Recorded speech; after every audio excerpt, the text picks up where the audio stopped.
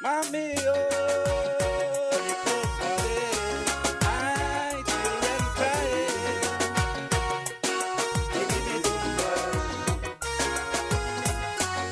I know you're planning, I know you're grinding, and you're waiting for the time. You're constantly fretting and fussing. I know you really can't bear the grind. Feeling the plea, the agony that severely affecting this whole country is now in mayhem and a whole set of misery. Cause the people are now facing serious time. And the youths that devastating them mind. Unemployment stick in the sky, cost of living making us cry, while young men and women just drift to crime. That's why I want our election to come right now to reclaim this country from this turmoil. I want our election to come right now to give back the young people decent drugs. I want our election to come right now to get rid of all this biasness. I want our election to come right now to eradicate this wickedness. Right now, those young people say, right now, they want it today. They can't wait until tomorrow. Right now, Carriacou people say, right now, they want it right away. They can't take no more pain and sorrow. Right now, the children lose hope. Right now, like they hook on the door. We have to get past that happy to pray for this country. Right now, I tell her you, we want our election right now. Whoa, I people crying, people calling,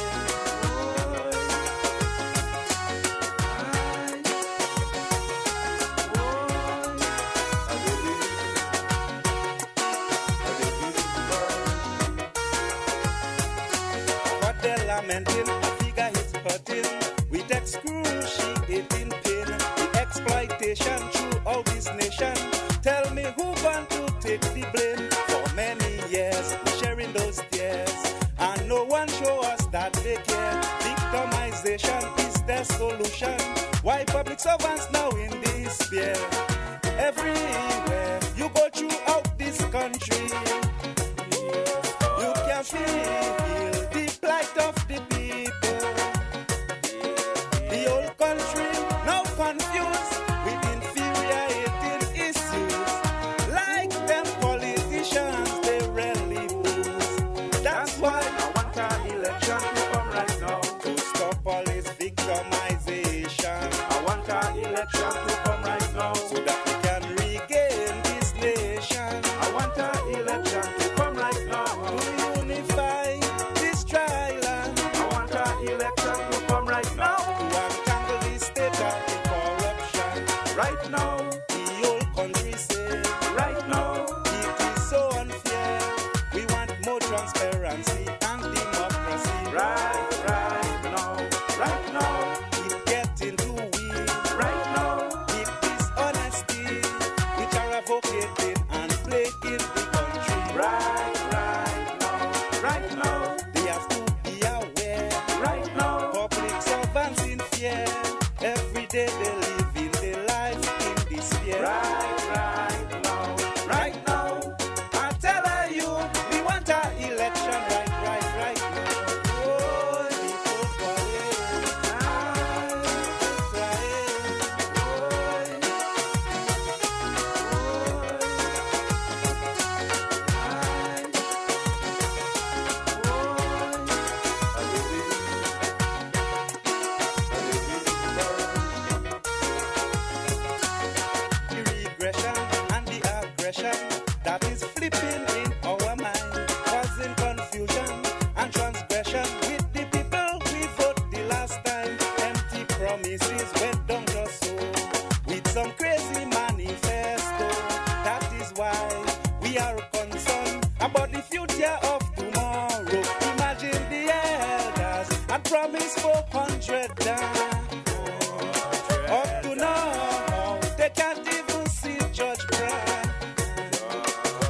treat the old people right, your future wouldn't be bright.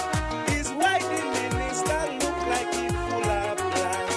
That's why I want our election to come right now to get rid of all those bureaucrats. I want our election to come right now so we can bring back some decent patriots. I want our election to come right now before poor people start getting heart attack. I want our election to come right now to get rid of this absurd thing they call fat. Right now, the whole country dread. Right now, all man lose their head.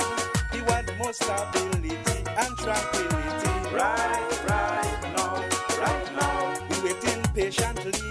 Right now, things just guarantee. So we go get free jersey and plenty money. Right now, Kaisonians does get paid. Right now, with no delay, we don't have to wait to ask another day. Right now, I'm telling you, we want our election right now.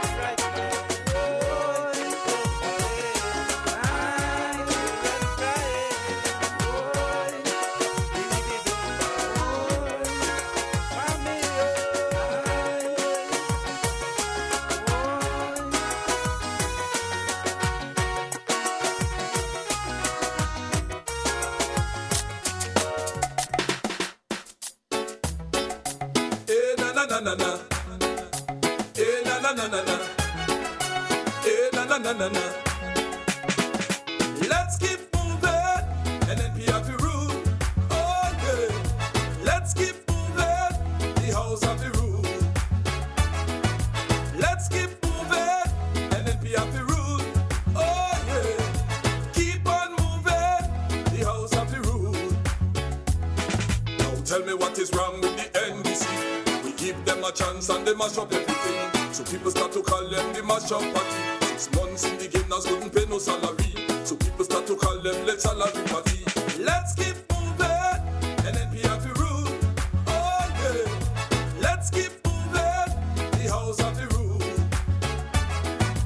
Let's keep moving and then we have to rule. Oh yeah. Keep on moving. The house of the rule.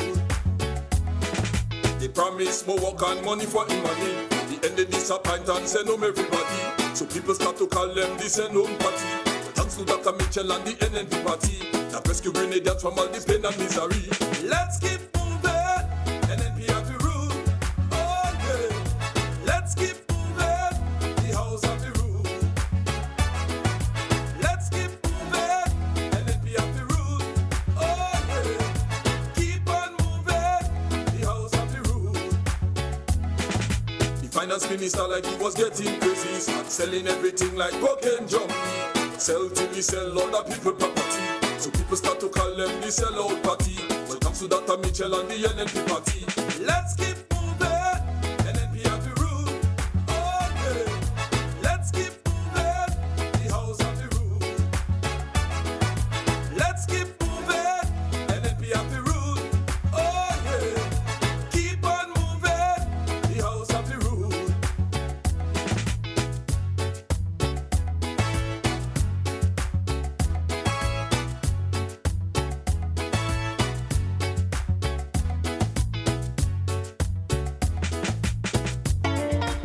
Are you ready? Move it. Yes, we move it. Move it. Yes, indeed. Are you ready? Move it. Move it. Yes, we move it. Don't stop. Don't stop. Don't stop. Good evening, Grenada, Carriacou, and Petit Martinique. Once again, it is time Talking Points. My name is Sheldon Scott, here with you up until the 10 o'clock hour. And up to this day, It's now 10 minutes after the hour of 8 o'clock on the Spice Isle of Grenada. why I say Well, at least at the time that I'm saying this. everybody know about 6 years ago where this country were, we can go. Hope that you all are having a fabulous night tonight. We are live on YouTube and Facebook, yeah. Beyond that, Facebook seems to be settling the issues that they've had. with 10 NP, there is no turning back. Let the truth be told, one just can't ignore. Let's keep moving. Must admit we better off than before. Let's keep moving. We're on the right path, so no. And of course, we're going to keep the phone lines open for the entire night tonight. You can call at any particular point in time. Give me the duck now.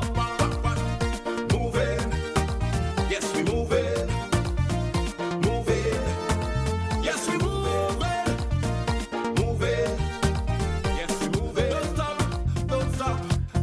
let me say good night to all of you under the YouTube. I see Sherma, Jeremiah, and Zayla. I see you there. Claude, Abraham, Errol Bonaparte, Deborah Laborde, Rosalind Jones, Francis, George, Gillian, Noel, Maud, Martin, Gemma Warwood. When they do, it always coming late. Ruth Chitterman, Agnes Henry, Faitlin, Hallie Douglas. Couldn't operate. Investors' confidence. Michelle Alexander, Faitlin, Hallie Douglas. I see you again. Anne-Marie Grant, Phyllis Mitchell, Kathleen Ledlow, Hillary Joseph, Vanessa Lalji, Dolores Redder, Jackie Raymond, Deborah Flanders. Construction was dead. Now you're talking about Janice Mitchell, Joyce Lewis, Carib Spice. told one just can. Anna Lewis. Let's keep moving. Must admit we better. Cindy Thomas, Trojan John, Cicely Celestine, Listra Abraham, Let's keep Clive Raymond, Abby Wells, Deborah Laborde, Jermaine Lewis, Teresa Joseph, Amanda Moses, moving.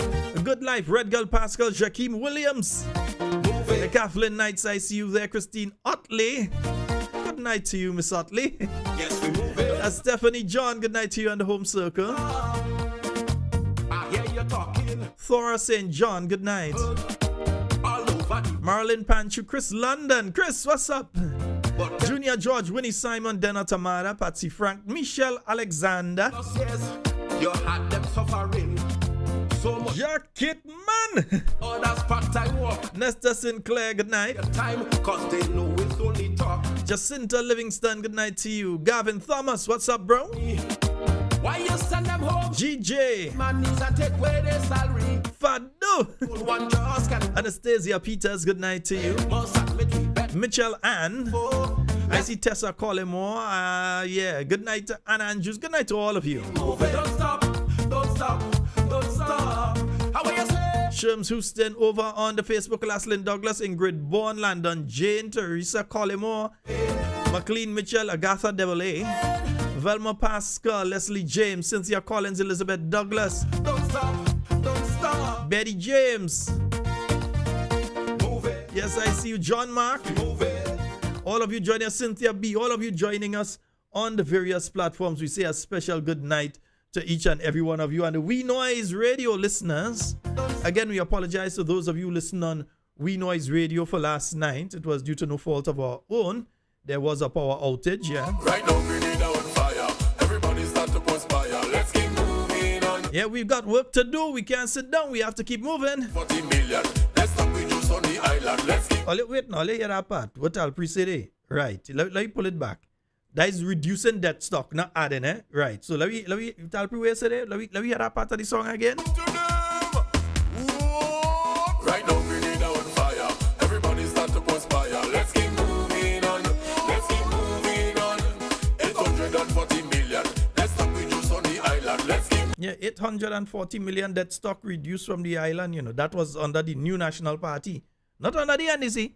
That was under the New National Party. But anyway, let me go ahead. Yeah. Moving on. Let's keep moving on. NDC beg and beg for a blind. Tell the people that's a lie. When the people give them a try, they support the country dry. When they won the election, them fellas didn't have a plan. One time they get to the eat. That is why they lose every seat. Keep moving, keep moving, keep moving, keep moving. Let's keep moving on. Let's keep moving on. Keep moving, And NPItes, we've got work to do. keep moving. Jerome, I see you. Good night to you, and Oswald and John. High praises for we performance. And We've got to make sure that we do our canvassing. Our canvassing is important, and as you heard from our political leader, some of us may be looking for the funny-looking names. Yeah? The Azawensky and the all these kind of weird names that we know are Russian individuals or so on. But the laws in Grenada allow for a person who has obtained citizenship by investment to change their name. So you may very well find that there may be hundreds of people that you're looking at the names and the names look very Grenadian. You may see them with the surname Mitchell and you say, well, okay, that's one of the people and them, that's a Mitchell, right? Or you may see a Francois, which is a very Grenadian name, yeah? You may see one of those names that are very popular in Grenada. You may see a Williams. And you may say, well, okay, these are normal, that's what people are Noel. And you're thinking is a Grenadian. So you don't follow up. But you need to identify each and every one of those persons who are on the voters list. You need to know what their face look like. Yeah? So it's not just a matter of, Okay, we think we know. Don't think you know. Know for a fact. Because I'm warning, you may very well find in the constituency in which you reside that on election day, you see all kind of people who don't look very Grenadian. Yes, we have Grenadians of all shapes, size, and designs. Yes, we have Grenadians who are Chinese in origin and born, grow here, go to school here, everything we know. Yes. And we know who they are. Yeah? We know who they are.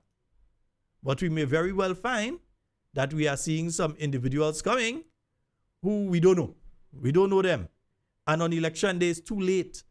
Because by the time you look to go to court or anything on that, it's going to take 3, 4, 5 years before that finish, and they're in office for a full term, so they ain't care they're doing it. So we have to stop it at this point. We have to make sure that we do the work. We canvass the list. Canvassing the list means you go through, you see the name within the grouping. You have to find out who that person is. Does that person really live in this constituency? Have they moved from this constituency 3, 4, 5 years ago and they're living somewhere else, but yet still they're voting in this constituency? Yeah? So you have to identify the person, and then you have to make sure that that person is legally registered as an elector in the constituency in which their name appears on the list. Because on election day, once they appear to vote, even if they don't have identification, remember, they could sign a poll. There's a thing they could sign. I'm trying to remember the proper name of it. On election day, once their name is on the list and the people inside there could identify who they are, they could end up voting. So you need to make sure that you can identify each and every person on the voters list for your area. And if everybody do it for their area, it's going to make the work on the national level easier. Yeah? Mind we business. Yeah? If you have to take one thing out of Sunday, mind we business. We could talk about NDC and all the nonsense they're doing. We could talk about that, and we will talk about that. Believe me, they're coming. We're going to talk about that and all of that, but we still have to mind we business. Because if we are not minding our business, you're going to find yourself in trouble on election day. As much as we believe, and we know for a fact that the party will win, the only way to ensure that happens is to do the work that is necessary to ensure that victory comes out. The door to door to door, village to village, street to street, community to community. Yeah? To ensure that we bring home the victory. This government knows if they call an election now, they're gone. They know that. They know that. And they will use any means, in my view, legal and illegal. Any means. Yes, I said it. Illegal and legal. They will use any means to remain in power because they're getting a lot of perks and things. That is what they like. Not about serving people. It's about how they get in serve and serving themselves. That is what these people are about, yeah? The house solid and the pillars strong. Don't stop the progress. We move in. So indeed, folks, we move on Sunday. And the pillars strong. We move on Sunday to River Road in front of Purcell's Hardware. That's going to be taking place from 5:30 this Sunday. Progress. Looking forward to meeting each and every one of you there. Those of you that are on island and can't make the meeting, Don't stop the progress. it's a date. I'll see you there, God's willing. 95 we rule this country. The new national. Say a special good night to you, Mammy George. Special good night to you, Camille Teresa Scott. For the young people. Hope that you're having a restful night tonight, my dear. Skills training too. We taking Grenada to a higher level. Concession for Miss Adonis, good night to you. me and you. Don't stop the progress. Don't stop the progress. Don't stop the progress. Don't stop it. National Stadium. Don't stop it. Looking for Melissa people from up the countryside. Melissa people. I ain't see where you disappeared. Don't stop it. General Hospital. Don't stop it. Nurses School Start. Don't stop it. Depot expansion. Don't stop it. Repair of police station. Don't stop the progress. Don't stop the progress.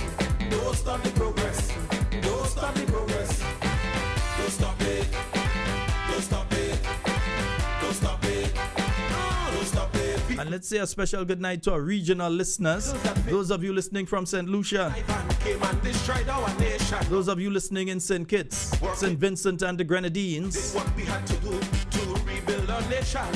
Barbados, good night to you. All over the world. No reason to turn back now. Let's keep shining. And folks, we can't forget the 2-year-old that needs our help. Stop the progress. Sometimes people pick up these things and they know. The 2-year-old needs our help. Yeah, and for those of you that want to help young Kelvin Thomas, a 2-year-old child of Moya St. Andrews in need of medical treatment for cancer. And the family is asking for everyone's help. And nothing is too big or too small to give, right? So you could contact 420-4314. That's 420-4314 and 535-2110. Those are the numbers for you to contact. The little one needs your help, man. Beautiful little child, you know.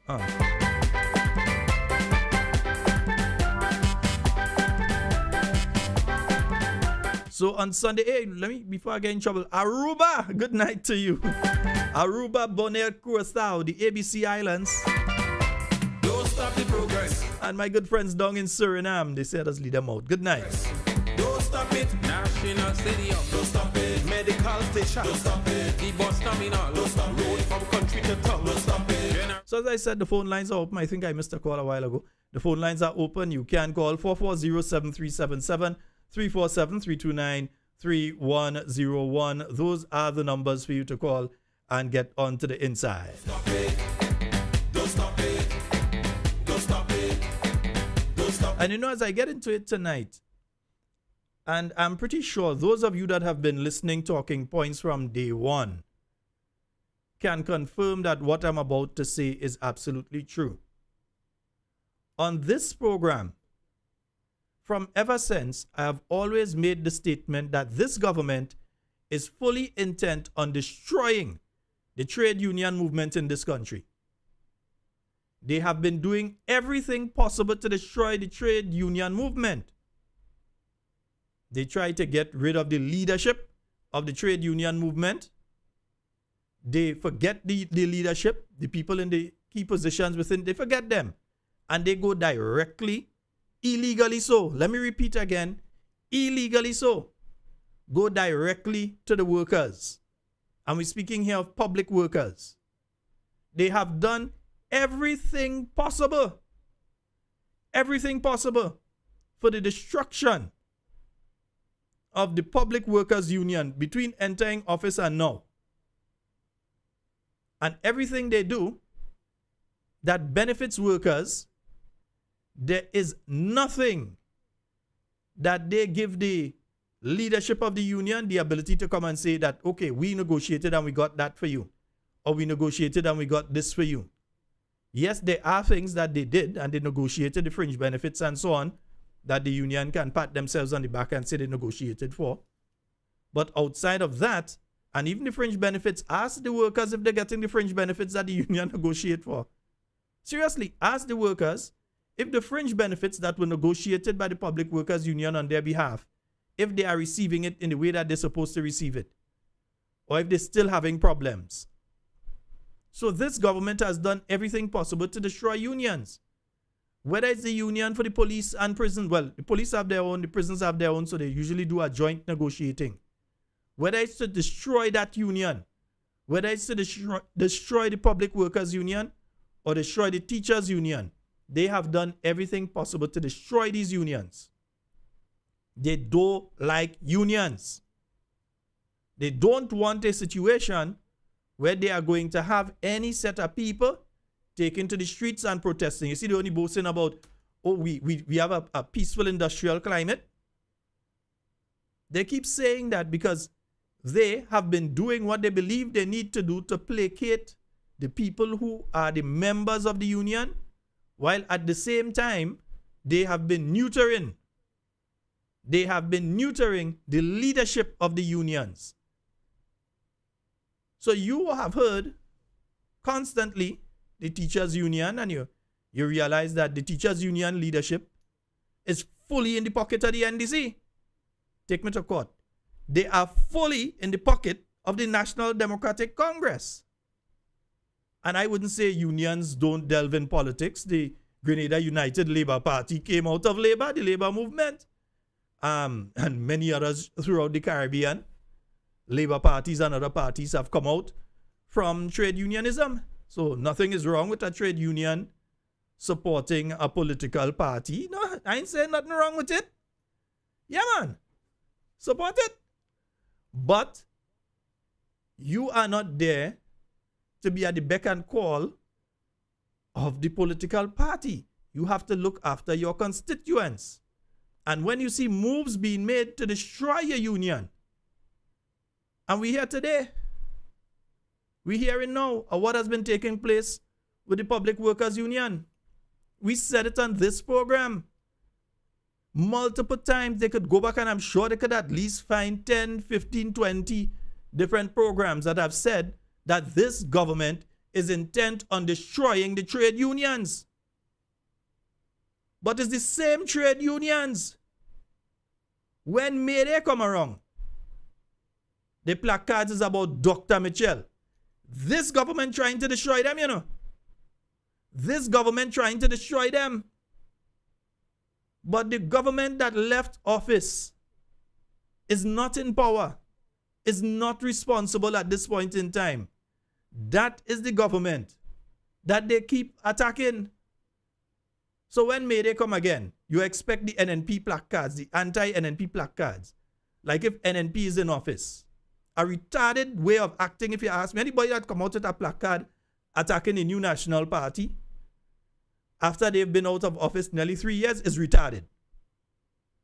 Oh, let me take that back. They're differently abled. Because something can't be right with them. They need some sort of assistance on the psychological level. They're suffering from some sort of psychosis. But that is what we see. You see on May Day, well, those are the part where they call my name. I like that. That is actually fun for me. I don't mind. That is water off a duck's back. Well, they know me. I will go there and stand up in front of them when they're saying it. Me ain't care. Because me ain't afraid none of them. But you see what has been happening to the trade unions over the last 2, and well, no longer a half, it's over a half now, going to 3 years. You have seen what has been happening to the trade union movement. And now in the latest move, and let me credit MTV News here, and let me play for you. Let me play the MTV News story in relation to the latest happenings with the trade union movement. At what does it? At the one you. I tell them, since day one, you going to give nurses a benefit. You ain't go to the union that represents nurses. You go straight to the nurses. You want to give a benefit to the doctors and other medical staff. You ain't go to the union representing them. You go directly to them. And they have been constantly doing that. They have already neutered the teachers union because, you know, the president of the teachers union is best he just take his party card and pin it on his chest and thing and start to wear a t-shirt, as some other public servants doing. Best he just do that and done. Yeah? We know what's going on with the teachers union president. He has a fixation with certain things.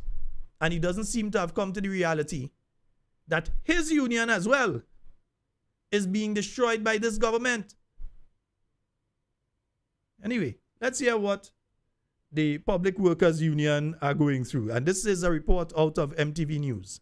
Outgoing president of the Grenada Public Workers Union, Brian Grimes, has addressed a request from the Office of the Cabinet Secretary. The request calls for the union to provide records from last year's annual general meeting and evidence of consultations with members regarding the amendment that led to an increase in union dues. At a press conference on Tuesday, Grimes revealed that the decision to withhold the dues can pose serious financial risk for the union. So we here at the union are curious as to what the position of cabinet is on this, because as I speak here, yes, we have sent back correspondence in regards to it. As I speak here, the funds, the union dues, have practically been garnished, and we are unable to continue our operations here at the PW, right? So this is a very, very serious matter. I don't know what the origin of this matter is really, we have done our due diligence. Our members have decided. We had a robust discussion and we were fully quorate at the AGM held in March. And in fact, in terms of the implementation, several months after it was implemented, it would be implemented, which is January. Grimes stated that the decision to raise union dues was a unanimous decision by members who believed it would strengthen the union's financial position. However, he acknowledged the strain this latest decision has placed on staff and hopes for a resolution. That took place and we did all we had to do. We followed all procedure and the members themselves decided. This was not a walk in the park or a frolic by the board of the Grenada Public Workers Union. This was to ensure the survival of our organization. And now we have, it seems as though the cabinet have interfered in the affairs of the Grenada Public Workers Union, and we are aghast and we are appalled at this. Hopefully this can be rectified peacefully, because as it stands now, we are unsure of how we are going to pay our staff at the end of the month. So since December, the latter part, let's say the second bi-monthly part of December of last year, we have not gotten any dues. He described the government's action as bordering on union busting or an attempt to disrupt or weaken the union's influence. We hope it is just some sort of misunderstanding, administrative error, as opposed to a definitive policy decision to hamstring the affairs of the PW, the operational affairs of the PW. That will be union busting 101. So I think the matter is serious enough for it to go public. We have since sent back correspondence to the office of the CAPSEC, and we hope there can be a peaceful resolution to this matter. But in fact, it is no light matter. According to Grimes, Article 8 of the Public Workers Union Constitution establishes the AGM as the union's highest decision-making body, where the dues increase was approved. For MTV News, Troy Gill. Well, thank you very much, Mr. Gill. But you see what is happening there? The same thing we warn all you about. The same thing we've been warning you all about for the last 2+ years, nearly going on 3 years. We've been warning you all.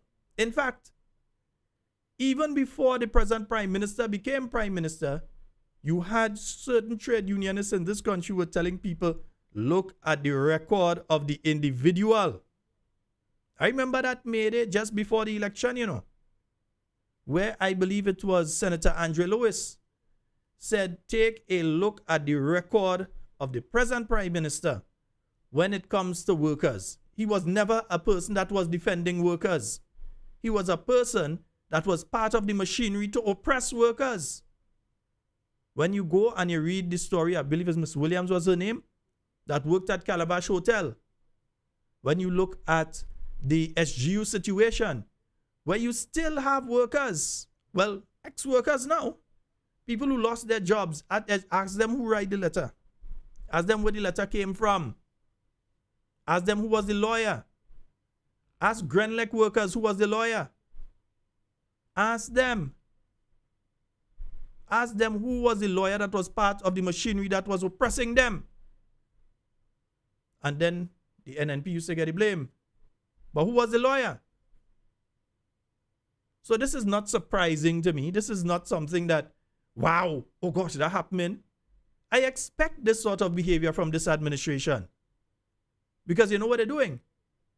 They're also using this now to tell the workers, hey, we're trying to save all you some money. They want us to take more money out of all your salary. And we're not going to be taking, because remember, they're already looking to take more money towards the new pension and all of that. So together with that, you have increase in union dues, increase in the NIS, and then you're taking all the money in relation to the new pension plan. You have all of those things taking place at the same time so that the worker is going home with less money. Yeah? The worker will be going home with less money. So they are going to sell this now to the workers as, hey, we're trying to save money for all you, And at the same time, destroying the union that is supposed to be protecting those workers. When workers have an issue, When workers have an issue, it is the union that has to step in.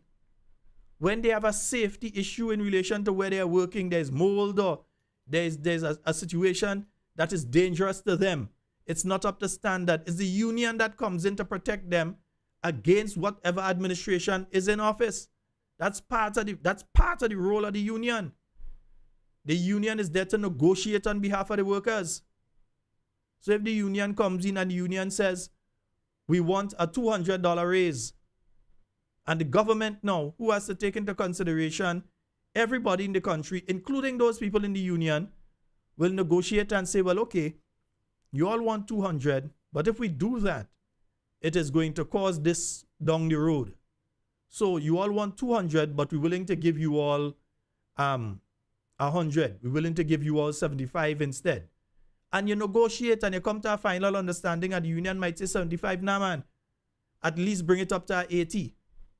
And they may come to a conclusion, because the government has to look after everybody. So it can't just say, we take in the actual 200, nah, forget that. We're even talking to the union. We just go in and give them a 500 and go and give them a $500 behind the union back, and then say, workers, don't strike, eh? Remember, we give a little $500. Grimes and them had nothing to do with that. Like what they did with the nurses. Nurses, we do that, eh? The prime minister that do that. So forget Grimes and them. We that do that. So that when something comes up in relation to one of the workers or a team of workers under a union now, they won't be able to call a strike. I could challenge the public workers. Try calling a strike now and see what happens. Try calling a strike now. They have already cut your feet from under you. And they've done it strategically over an extended period of time. And trade unionists in Grenada, in and out of the public service, trade unionists in Grenada stood there and looked at the destruction of the trade union movement in Grenada. They stood there and watched while that was happening, and they did nothing to stop it. Nothing to stop it. You telling me? The Public Workers Union have people working there. Human beings. Not animals, not robots. There ain't no AI that working there. It's human beings that working there with families.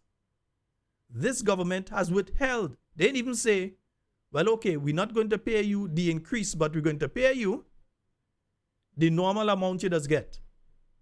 We're holding back the increased part, but we're going to give you the normal part that you just get. So if the increase was by $5, we go hold back the $5 and pay you the 10 you just usually get. And I'm just using figures here. That is not what it is. So all you just usually get 10, we're giving all you 10, but we go hold the 5 for now. Until all you tell us how you increase it. Instead of that, the government hold back all the money. So they're collecting the union dues and they're not paying the union dues to the union. I wonder what is happening with things like NIS and so on. Seriously, I wonder what is going on with things like the NIS. Because if they're doing that to the unions and the NIS, we know what the NIS is. The NIS is Masabul Masakau. So it might be very interesting to find out what is taking place within the NIS and government meeting its payments. This is a sickening situation. But let me say it tonight, I warn you. And teachers, don't think all your own ain't coming in. All your own coming too. Steady and feel. Now it's only Public Workers Union getting this kind of thing. You think teachers could call a proper strike right now? They buy them out. They have already established a relationship with the teachers themselves. They have already done that. They have created a relationship with the teachers. So when I hear Mr. Grimes speaking about he hopes for a peaceful resolution, he could try calling a strike. No striking, Mr. Grimes. With all due respect to you, no strike ain't taking place. You ain't getting to do no strike. Nobody ain't following you for no strike. You might get 1 or 2, but you will not get the volume of people that you need to be able to successfully have a strike. It ain't gonna happen. They have already busted your union. I've been saying it for 2 years plus. that this is what, and I'm not saying it in a way like I'm happy this is happening. I've always considered myself to be very, very, very pro-union. And people who really know me know that I am very pro-union. But I've been saying it for close to 2 years that this would happen. Now we are seeing the effects of it. When they decide that they're going to continue terrorizing like they have been doing since day one, continue terrorizing people in the public service, they don't want no union there to go and get lawyers to defend them. When they're dragging people down to the Public Service Commission because the people supposed to have been at a NNP rally or NNP meeting and that sort of thing, and they're grabbing them to drag them down to the Public Service Commission. They don't want no union there to be able to defend these people. They don't want no union there to be able to say, well, no, we are going to get lawyers to represent this person. That is what we're there for. So they're killing the union. You are destroying the union. And listen, when Dr. Mitchell said on Sunday that you're seeing all the signs of an election, they want a union to be able to get up and say they're going and strike or take any particular position as a union. They want that. They want what happened like with the teachers' union when they were having Zoom meetings the days before the election, where you had elements saying, vote out NNP had to go, and we can't vote for NNP had to go, and having Zoom meeting with groups of teachers and so, days before the election. Tell me a lie.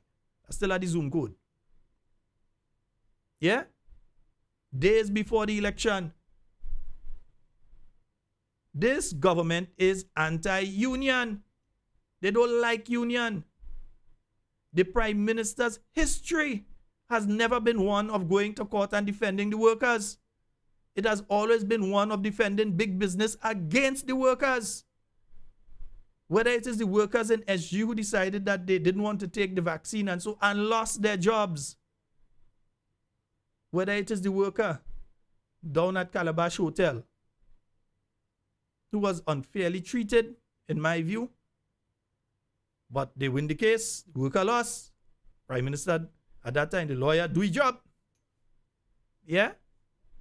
So you have these situations that exist that you could go back, the documents are there, you could go back and you could see that he has always been working against workers. So what he's doing now has been setting up the platform to destroy the unions. You want no headache and no unions. They don't want headache of that aspect of opposition. They don't want the NNP opposition and they don't want the union opposition. So they are trying to destroy all of that. Why do you think they're so invested in NNP? They're so invested in NNP. NNP had three separate conventions. They can't have one yet. They had a meeting Sunday. There was no convention. They had a meeting on Sunday and they hide. They even want to bring the media inside of it. So they put everybody in half of our classroom, jam them up and take some pictures and say, wow, we had big meeting. Stay there and continue believing that. I love that. Continue to live in false reality. I ain't pulling all you out of it. Stay in all your false reality. I love it. Don't come out from there. Cut off a classroom and throw all your people inside there and say we had a lot of people. No problem. I love that. Yeah? But they are so invested in the NNP. So invested in trying to destroy the NNP. Working along with others towards that aim. That they forget they even had to have a convention last year. So NNP come, they have convention, then they have youth convention, then there are women's convention. They're continuing to have community meetings. Now you're seeing the Prime Minister and them trying to go and walk in communities. They ain't come year before. They ain't come last year. Now they come in and start to walk in communities. Now they want to see you. Big blogger, millions of followers. He ain't bring them in Windsor Forest. He ain't say, let me bring them up in Child Island or Vincennes. He ain't take them and bring them in Corinth or Belle Isle.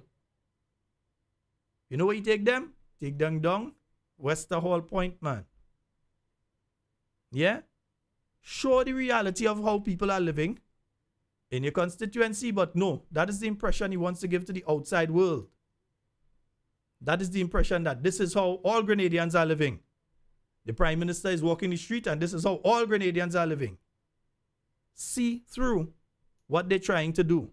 See the tactics that they're using. They don't want to go down in Lafem.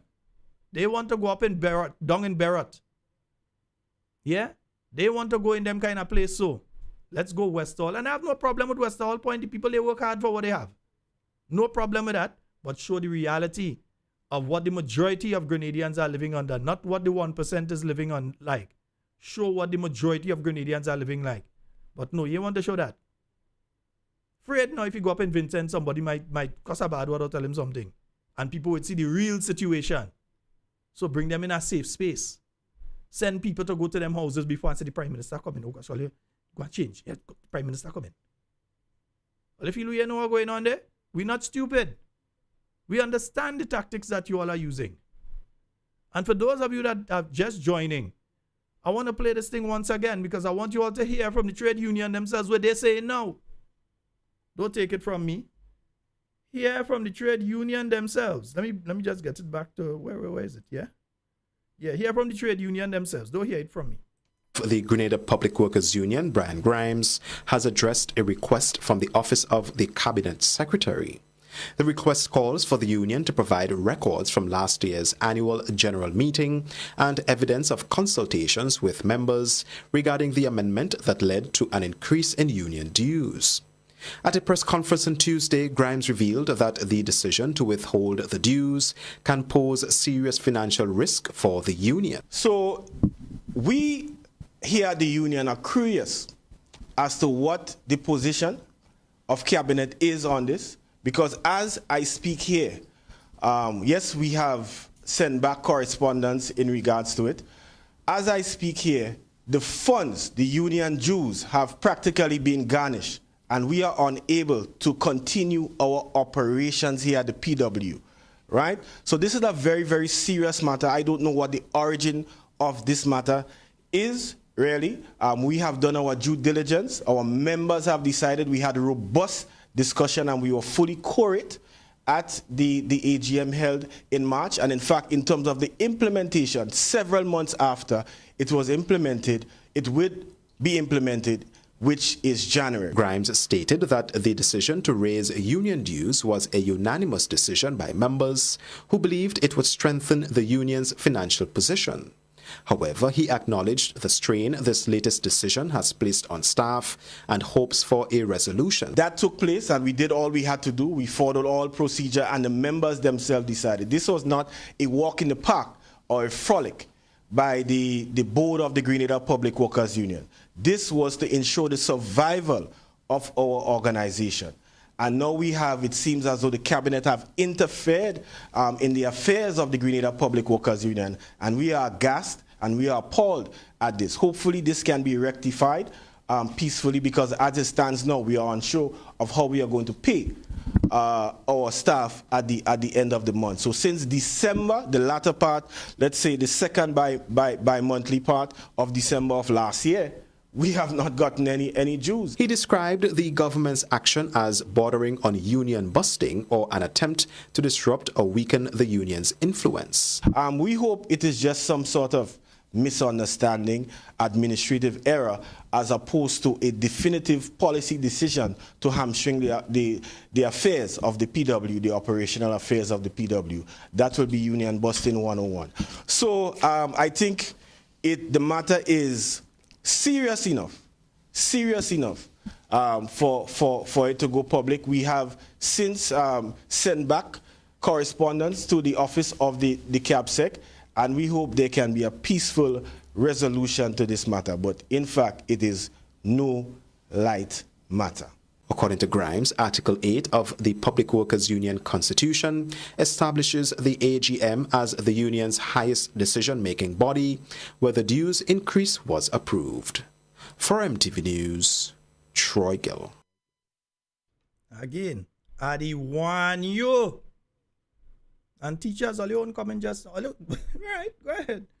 All you want comment too. I ain't worried about GMMIWU and TAU, and so they hardly any workers under the whole thing. But all your own comment too. Know that. Yeah? Know that. And I'm seeing folks keep sending me this article. All I forget, last week, sometimes I just talk so fast and on so much topics in a short space of time that things does get loose sometimes. So I know why. But I'll come to that one in a little while. But yeah, this is what is happening with the Public Workers Union. And let me just take this phone call. Hello, good night. Good night, Sheldon. Hi, good night. How you doing? Doing fine. All right. Go right ahead. Okay. But I think the union have a lawyer because that is serious. Well, no, remember the union, that Public Workers Union building, they have to pay their light bill, their water bill, the staff, and so on. They have things they I want was to a pay. sharpshooter for 24 years as a Public Workers Union member. Hello? Yeah, we're listening to you. Go ahead. At 24 years as a sharpshooter representing the workers.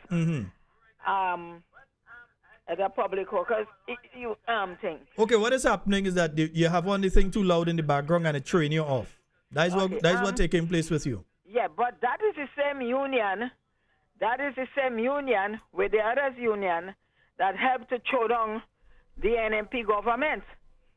But now they are seeing it today, right? And I think it have the worst to come because what they are trying to do is to get rid of the union. And I remember in the revolution time, it was Basil Harford that was there, and they were trying to get rid of Basil Harford, and they wanted to put in somebody in the revolution time. I remember we was in the Union Center there up to 11 o'clock the night when we had an AGM meeting, and we had to vote in. Basil, and if certain workers had moved, the majority had moved, who we didn't want to get in would have get in, but Basil Harford got in. So I think, they want to mash up the union. That is how I looking at it now. Thank you. Yeah, all right, my dear. Thank you. 440-7377-347-329. Something isn't songing right in my ears here. Yeah, 440-7377-347-329-3101.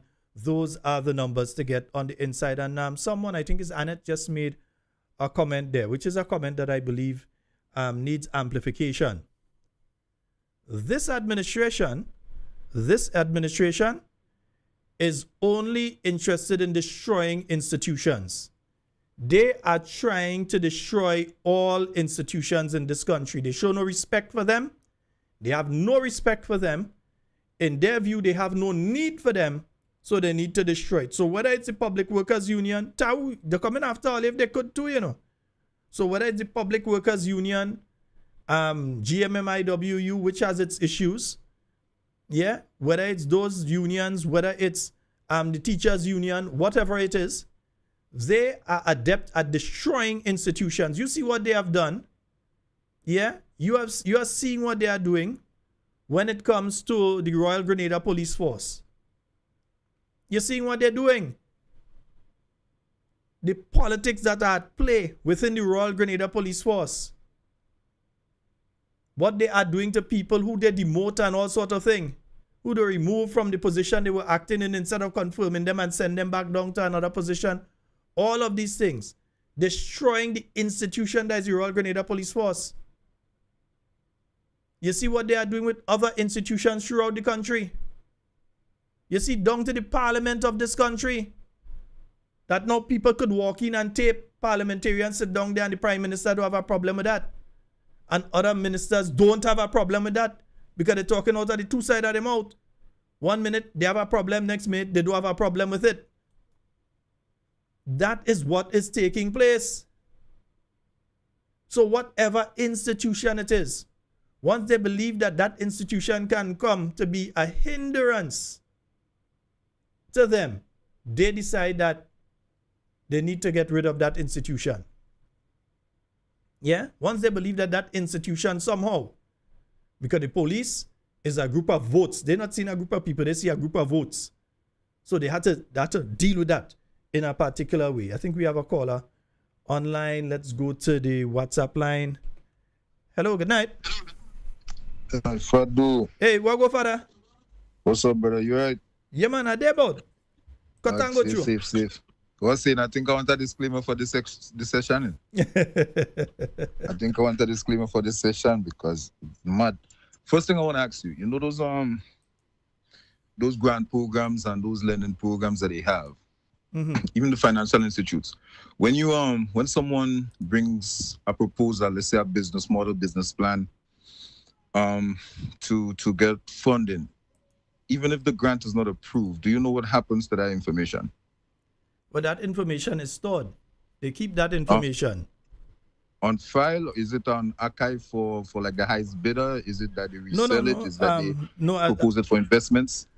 I would believe that they have that information on file in case they do a review of that application or so. So that is what I believe would take place, but I can't say otherwise.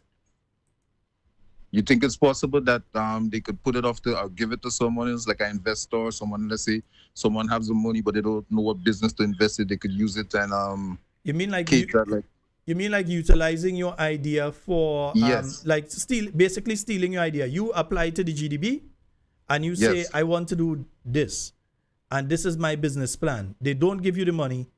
You're worried that your information may have been taken then by somebody in the GDB, or the GDB might pass that on to another institution that takes that and gives it to somebody. Okay, I understand where you're coming from. The possibility is always there. Well, I mean, it's coincidentally, they say great minds think alike, and I do understand that to some degree. But coincidentally, I'm seeing a lot of business ideas which I brought in a package.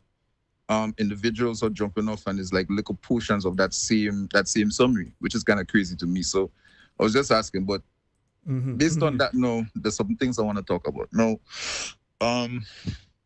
First off, big disclaimer, I don't want nobody to come at me in no form or come at talking points based on the things I'm going to say. Well, if you hold on, if you know I will end up in legal problem. No legal problem. Okay, legal problems. I just calling out some people on some things.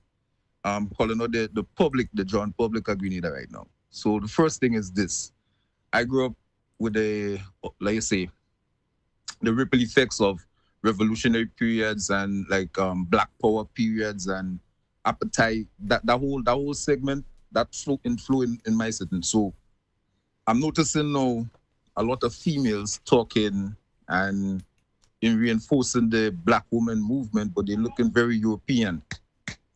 And it's troubling to me now. Understand the idea of trying to look good for work and all that stuff, but it's more refreshing, I swear.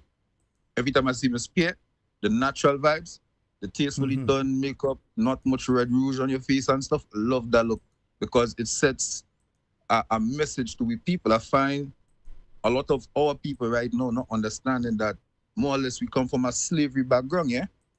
We were left for dead here. I don't understand why is the need to get approval from certain groups that spend hundreds of thousands of dollars to come here to vacation here because we have paradise.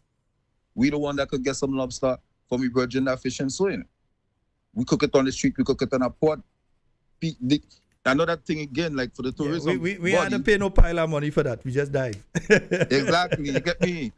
Luxury, yeah? My next thing with the tourism group, remember these individuals are coming here not for macaroni pie. They want dashing and blogo and pit latrine. They want to experience that.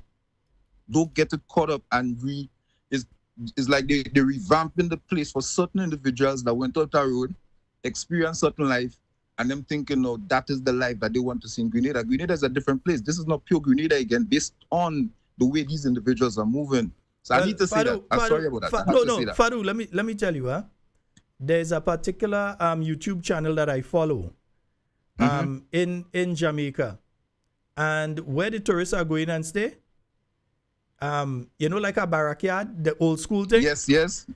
Is a set of little plywood place that the barefoot lady, she look like that person there. No, this one is a Rastafarian guy. He has his yard and he cooking outside and everything. Sure. Yeah, he cooking outside on a old oil drum. That's where he cook and so, and he cooking only local Jamaican food and so he cooks for them. He ain't going and get no European food. You're going and get local Jamaican food. That's what they're coming here for. They want pure Grenada, no? You're bathing down in the river. He had to go and bathe in the river. Or he has a bathroom and he has proper toilet facilities. The bathroom is bathroom like what you might have find old school, galvanized kind of thing with those. And listen, people leave in Europe to go and stay in that man place, Exactly, family. People leave in Europe exactly and so pushing. He's offering a sort of backpack. A lot of the backpackers like that sort of thing. And when that's people the kind of stuff. Them cruise ship that come in all inclusive, them people don't need to come inside. They get free shopping on the ship. Yeah, and when people go to these things, people go there and they don't go to stay for 2 days and 3 days. They go and stay 2 and 3 months. Facts. They go and they stay 2 and 3 months. They make sure they eat enough ital. They get in food. Well, he cooks meat and thing too, but he mainly focus on ital and that kind of thing. And ital and that kind of stuff. Keep time for the other people. So they get up in the morning. You could go and bathe in the river. You get some nice bush tea. That's what they're drinking there, bush tea, every morning. Yeah. So he offers an alternative to what everybody else is offering. Everybody else, and that's where the niche market is. People leave Europe. Period that they're trying to sell. People leave Europe, Canada, and America and go to his facilities, and there are several others who have patterned their facilities behind him. So I understand clearly what it is you've just been speaking about. Salute. I want to touch on the gentleman that you had speaking there a while ago. You misquoted on one thing when he said garnishing. Garnish means to add, not to subtract. So if he's not getting anything, that means it's not being garnished, isn't it? So let's move forward. In truth, if he not getting anything, they ain't garnishing because they ain't taking out there. They ain't getting nothing. I understand. Yes, in truth. Yeah, garnish means to add, yeah? Yeah, I understand, man. sorry about that. I think for the details. All right, so I've noticed some things circulating with the movement of different moves, acts and stuff that's being put in place, bills and stuff that being put in place. If I want to call it that, I'm using European terms. Mm-hmm. But do you see the coalition when I said it's almost like a terraforming the infrastructure to suit a different group of people? Mm-hmm. Do you see? Remember when I said compile a list of all the things that have been changed over the period and see how everything like correlates into one thing, one movement, one group, one aesthetic, one control, systematic control. I want to speak on something that I experienced recently too. I got a link. Well, I'm not on Facebook, but I got a link for Facebook, and I see a lot of so-called woke individuals moving on a team, and I hear nobody talking about it's like Facebook now is like a soft porn, fam. It's like a pornographic site, and your kids think to that. On top of that, I find a lot of the Greens women just getting naked, fam. Yeah, and there's a particular something from YouTube that I want to play for parents. Before I end tonight's program, I'm going to pull it and play it. Because if you're not careful with what the children looking at on YouTube and so keen, brother. Not only that, there are some pedophiles on Facebook, and so they create the pages with children's content. That keyword was available. Was something I could say on the program, so I wanted to leave it out, but I wanted to address that too. Pedophile is pedophile. They're creating content for children. And the children are watching, and in and between it, they have certain things going on. Exactly. So we have to be careful. I want one request. I want to make one request to the females in the NMP movement. I noticed some certain individuals creating a kind of division in terms of man against woman. Please don't let it be a war of the sexes. Please, I beg you, women, to please take control of that and let them know that Grenada, the Caribbean, Black movement have a history of always working in unison, a family, the first trinity, man, woman, child, or woman, man, child, however they want to sort it out. It's we.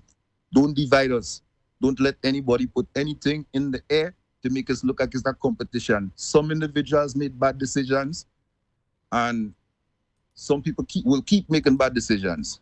But that's what you learn from, is the trauma. Now, just as the males have been affected by trauma through the ripple effects of slavery, just so the females. The strong woman mentality is because they develop a masculine energy. Don't forget that. I beg all you, please. I beg all you, please. Don't make it a division. We need to move in unison. Just because of some tone I hear, forgive me, Scotty. Forgive me, but I hear some tone I hear in a certain individual's speech. It makes me look and it makes me feel in a kind of way. And what I'm saying is I feel much more enlightened and much more motivated seeing a female talking about Black or us when she look like us and she ain't trying to look European. I feel much more confident in that. I just want to say that. You get me? Yes. So tell the people to pay attention to what's going on, because there's a lot of, like, we people that's getting naked. You have individuals just coming in, they interacting with certain individuals because they realize it's like the racism thing transcend into colorism and classism. That's why it transcend to. So some of these individuals have to know, although we come in different melanin shades, is because some of their family get gaped. That's why they have a lighter color. Don't get it twisted. Thought no, fam. You see, well, it's good that you take a while to answer the phone too, because I was more heated than that. I gotta get a chance to calm myself. Yeah, because even recently, fam, I remember maybe sometime last year, they had match hunting talking about Palestine, though. Yeah, there was a match. It's a war in the DR right now, fam. Where's the outcry for Congo? Congo we alone? Forget who's the people out. We forget who people out. You forget Sudan? Come on, bro. There's Congo, there's Sudan, there's the situation between Ethiopia and in a certain part of Ethiopia and Somalia. It's like they're teaching proper history in school again, bro. Well, they don't know, like we are instrumental in some of the things that go on in the world, throughout the world. You need to be proud of yourself. Don't let nobody tell all you like, all you different, all you less than. We little but we talawa, as they say. Yeah? Saketan pal a lot, family. That's the word that Tommy was looking for the other day. No, I know that you talk a lot. But St. Lucian friends tell me they don't understand it. All right, bro. See, even that, there's a dialect we should have in the school system. That you should be able to talk with your brothers and sisters in Haitian, in IET, sorry. You get me? All right, Fadu, we're going to talk. Travels. Yeah, bless up, brother. Wait, hold on. One thing. Sorry, I need to put out before I go. I saw a thing talking about some B-boxes now. Yeah, 39,000. I saw something on it, but I didn't get the details. Yeah, 39,000. So they said 200, right? So if you divide that way, you get like 19 something though. I didn't follow up on the full thing with that story, so I can't say. Yeah, just doing an approximate of the head. So what I say now, you could actually get a B-box on, let's say, Amazon for like what, 54 something, $50. Let's say $55. That takes you to about 130 something, 140 something us, right? So the more or less now, if you do the maths, it have some difference. You know, you can say that that's for the workers, but the figures look questionable to me. But the Matson, we're going to talk about Matson. The Matson to me, but I just saying, you know. All right, brother. Fadu, we're going to talk soon. Fadu, all right, man. Stay blessed. Yes, indeed. Yeah, the Matson. And there's a lot of Mats, Fadu, that not Matson. Sometimes I just doesn't want to go deep on certain things, but it have a lot of Mats that in Matson. Why people keep telling me about this thing? I tell all you since last week about this one. Everybody telling me about this one. Yeah, let me play something for all you day. And that is not our business. Once she does what she has to do, which she had been doing. But indeed, Minister, I'm indeed proud of all your representatives abroad. They're all doing a great job based on my connection with them. Finally, because time has caught up with us, could you tell us what's the latest with respect to the pending 149 or whatever numbers of folks, Grenadians from the United States, correct, that may be deported? So I have seen the 149 being bandied about on social media. Unless that came in within the last 24 hours or so, I have had no contact from the U.S. government about specific numbers. We did get communication from them towards the end of January that they will probably be repatriating or deporting Grenadian citizens. They also spoke about the consequences of countries not wanting to receive their nationals.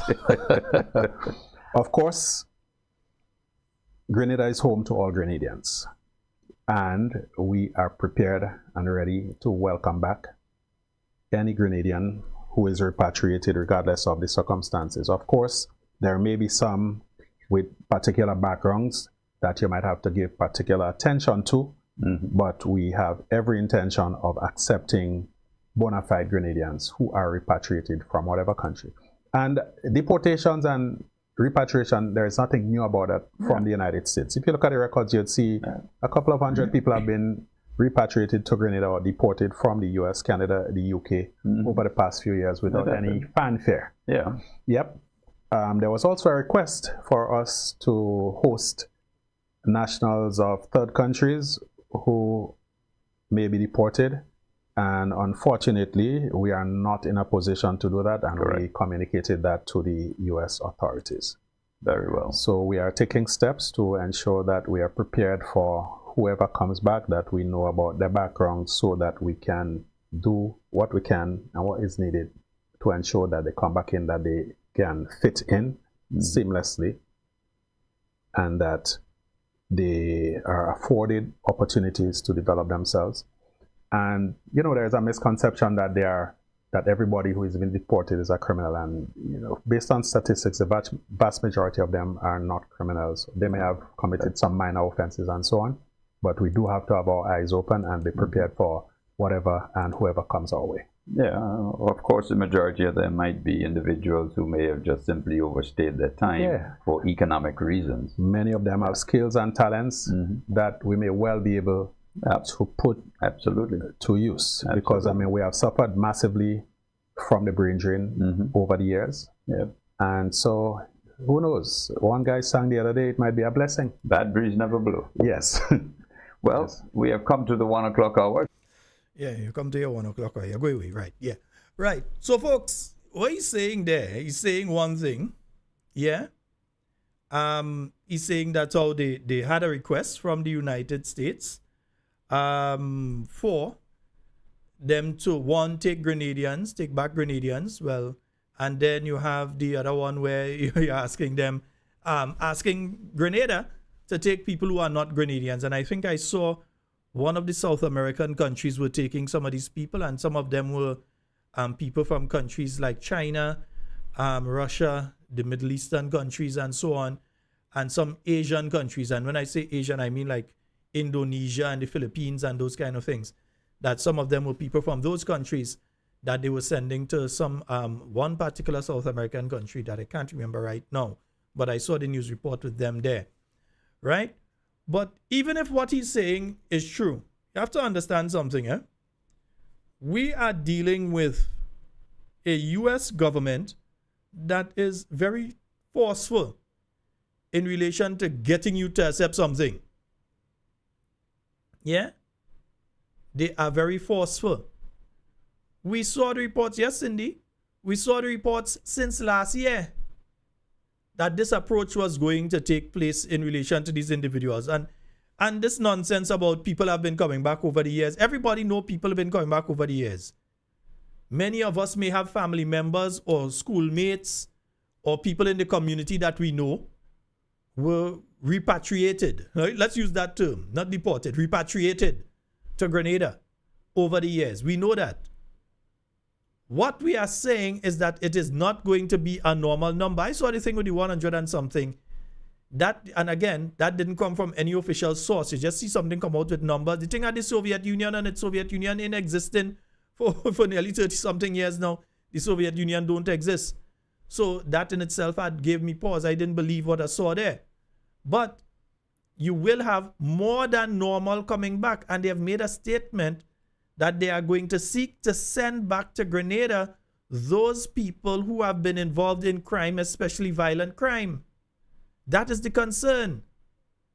So if every year we used to get back a 5 or a 6 or a 3 or a 4, now the possibility is that we would be receiving as much as 100, a 200. Because, and again, folks, look outside of New York. It's not just New York. It's Grenadians, all those in from East Coast to West Coast.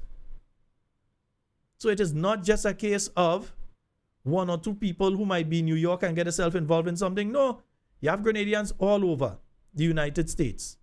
And if they find themselves on the wrong side of the law, they are going to be in that group that's going to be sent back. The problems are talking about you're just trying to find out the background and thing. I wonder sometimes these people just think before they talk. You're talking about checking into the background. That is one thing. Where are they going to stay? You pretty well talking about the, yes, we understand some of them may have skills that they could use and thing. Some of them, the skills they have, I hope you're putting things in place to deal with the skills that they have.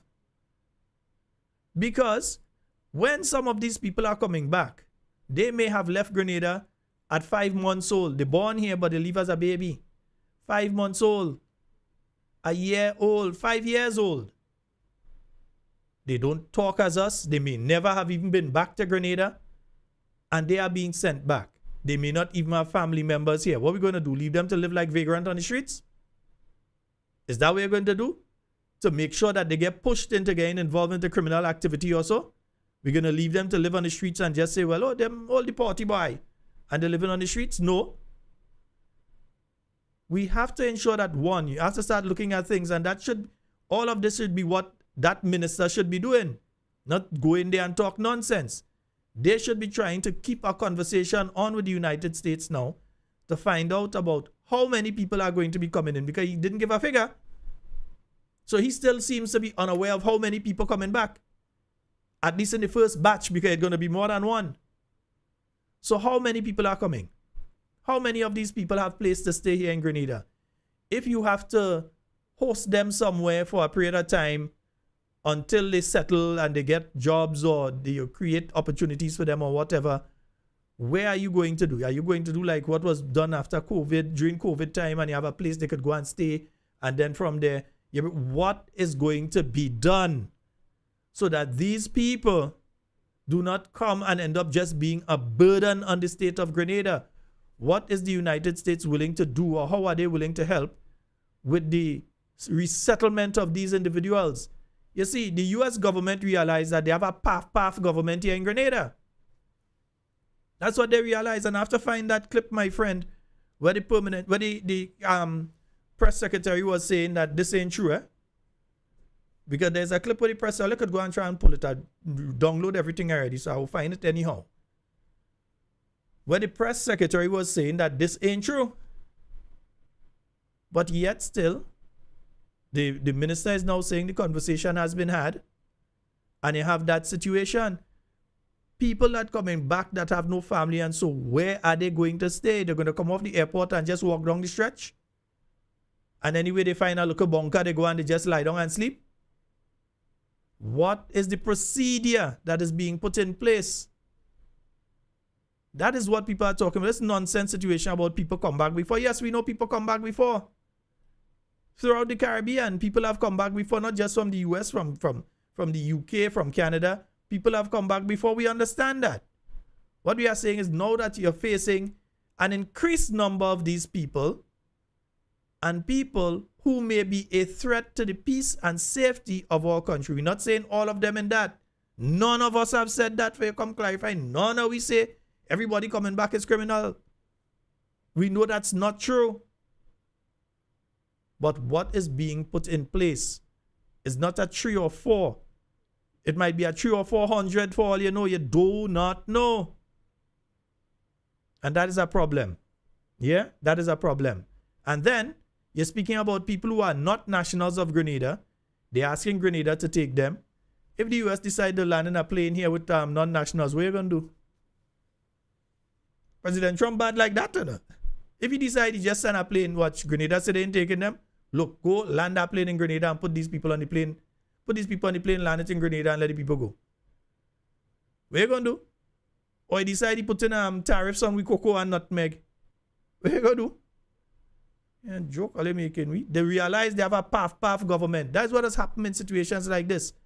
They realize they have a path government. They could do that too. That is why they're doing that here. 44073. I realize I missed a call. I just wanted to get that out of the way. 4407377 Those are the numbers you can call and get onto the inside. So give us a call. Yeah.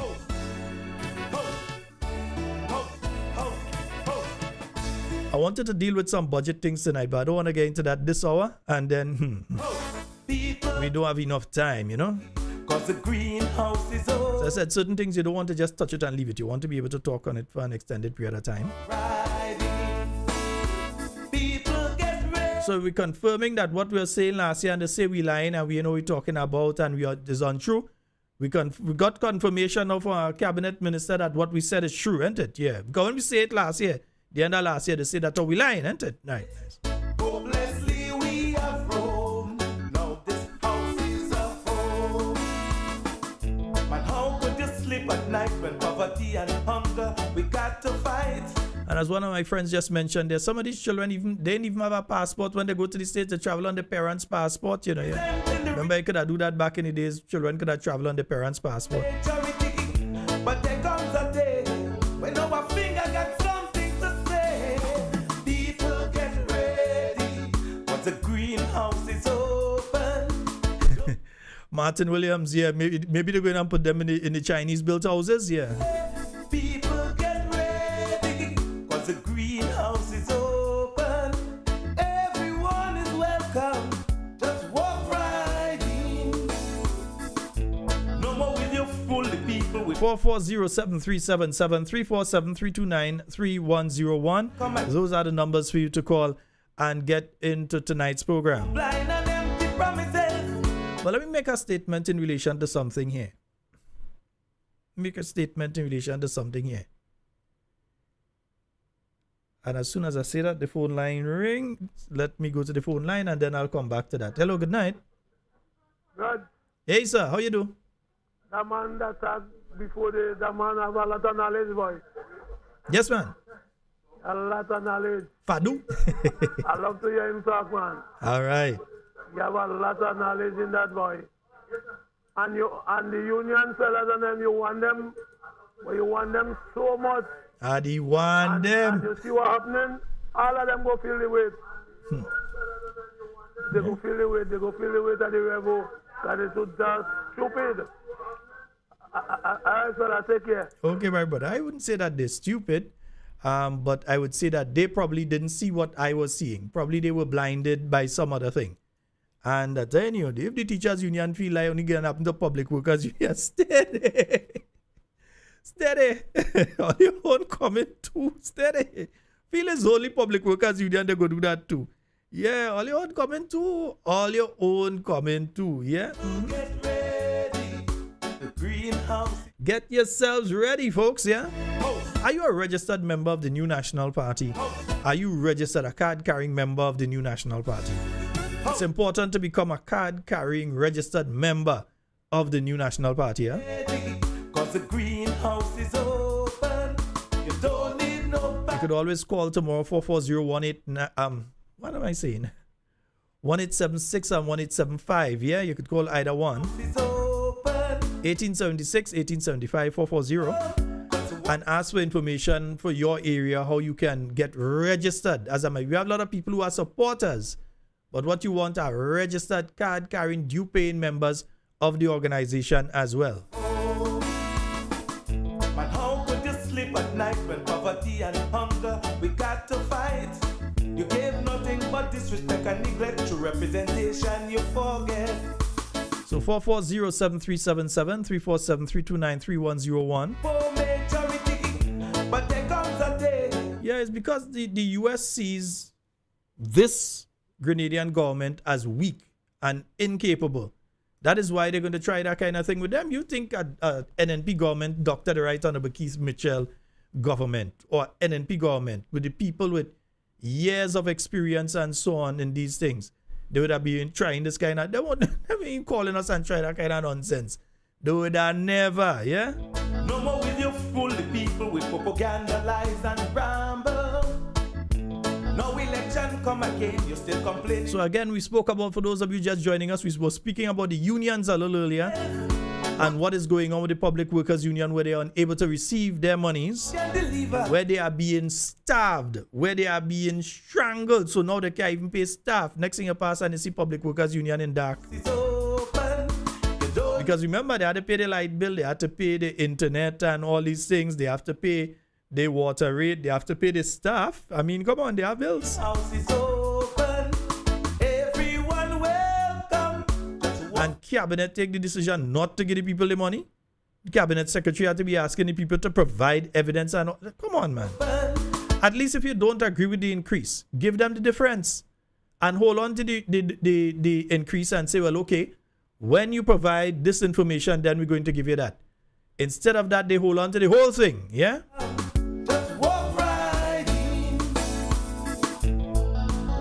And Mr. Grimes is leaving as the president of the Public Workers Union. He isn't seeking re-election. Just tell me where you've been. In fact, let me stay out of Public Workers Union election business, because if I had to say thing, my goodness, I will stay out of that. I will stay out of that one. Workers do all you want, All I'll tell you later, go matter right now if this situation continues, yeah?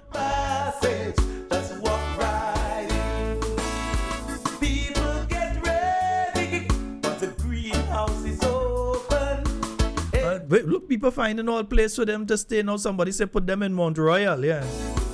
People get ready. Put them in Mount Royal, okay, yeah. That's a possibility. Don't need no passage, just walk right in. People get ready, but the greenhouse is open. Everyone. We've got a caller online. Hello, good night. Good night, Sheldon. How are you? Hey, I'm fine. How are you doing? I'm good now. All right, go right ahead. Sheldon, why to become a member? Well, I was a member of a group in NNPRA, but I want to be a member of the. You understand? You want to be a card-carrying member? Right. Yes. So that's what I was saying. Get in contact with the office so that they can tell you can get a form from in your area. The office is the same place I'm going up over. For St. Paul's, no, not White Gun. The office is now located in Tempe. Right after the laundry, you're driving inside that road there. And you'd see the building there, the upstairs, the big building there. Okay. Yeah, so all right. You can give the office a checkout, man. If you're driving, you could give them a checkout and get a form. I'm driving every day. Right. Every day. So you can pass across and get your form. Yeah. And I was trying to get more people to come and join because people want to find it. When you're it's thing different. Yeah. You understand? Yeah.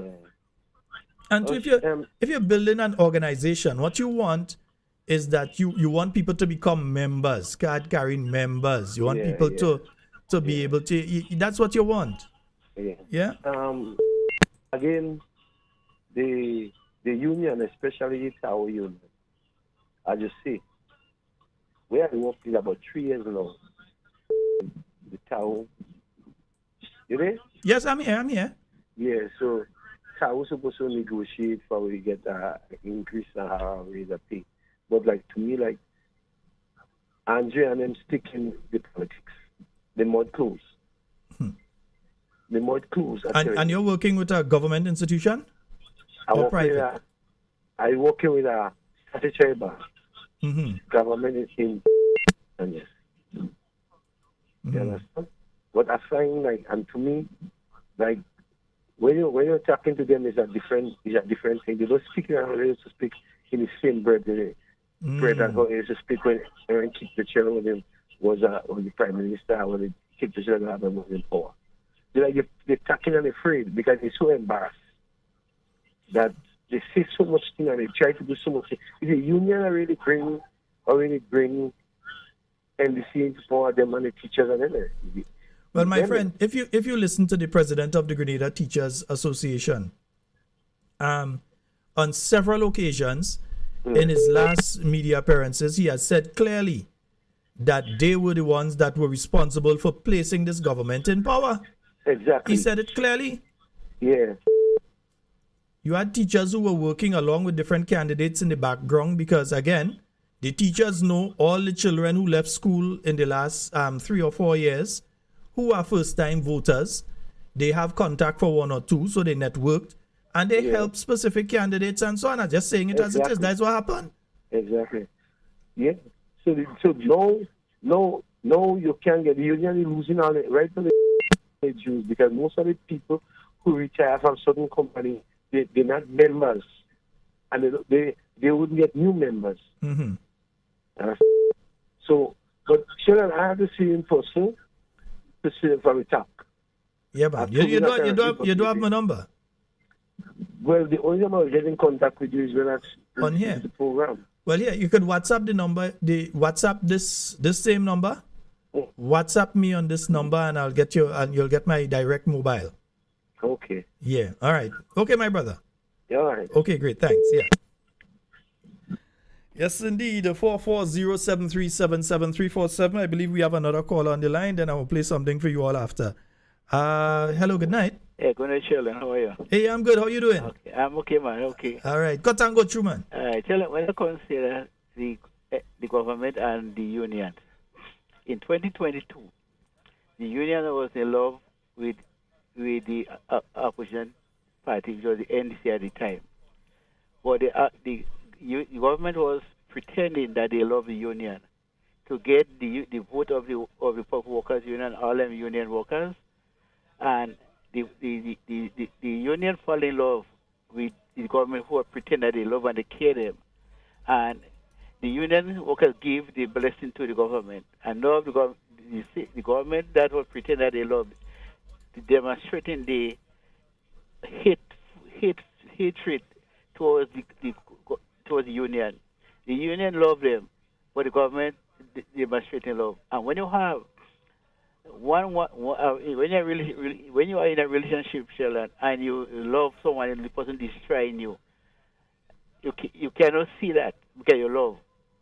And if we check what happened, brother Sheldon, when made it rich, instead of the union mind their business, they focusing on NMP, like even NMP in governance. And this is what happened with them. The government destroying them, but they still loving the government. And what happened? What the government doing to them? Right? And all what the government doing is to try to get rid of all the unions. Because when you have a prime minister that never represent people, represent businesses, right? What you find happening? He know what he have to do to get the workers to vote for him. He had to pretend to love them, and he's trying to. The union seeing clearly right now. This government is not care and they not love the union. What they love to destroy every sector, destroy the police force, destroy the union, destroy the family. Because when you have father and mother working and send them home, instead of making life better, you're making life more difficult for family. When you have a man working and he's not out of a job and they want the home, what do you find? Have your mom get frustrated? So then that relationship end up mash up. And this government, they never want to bring people together. All what they do is destroy the family. Brother Sheldon, that's what I had to say today. All right, thank you.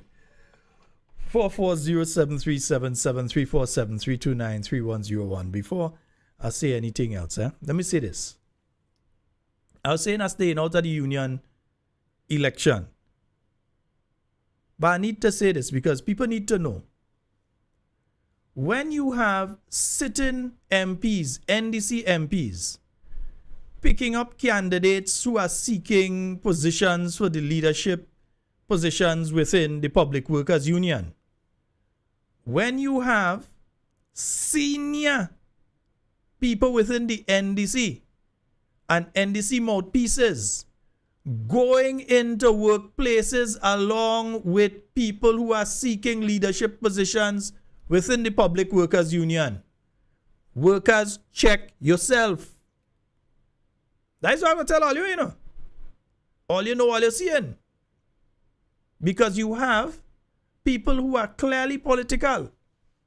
Come on. You think a government minister going to come and tell you, vote for this person for position A or position B on the Public Workers Union?